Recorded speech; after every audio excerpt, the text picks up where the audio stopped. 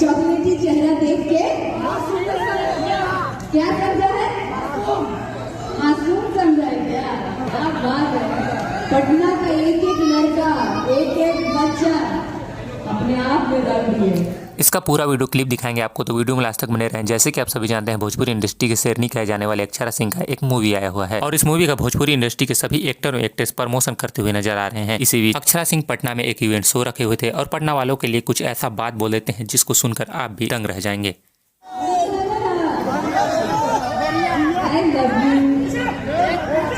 अरे यार तनी देखो दे हम ये और हमने दोनों के पेयर कैसे लागल है, हमने दोनों की जोड़ी कैसे लागल है, एक नंबर। अब जरा गाना भी बहुत अच्छा है। पहली बार बहुत ही लोग आप अपने घर परिवार के साथ भी ऐसे गाने सुन सकते हैं, वैसे गाने सुनने को मिलेंगे और उम्मीद करती हूँ आप लोगों का भर भर के प्यार दुलार आशीर्वाद मिलेगा।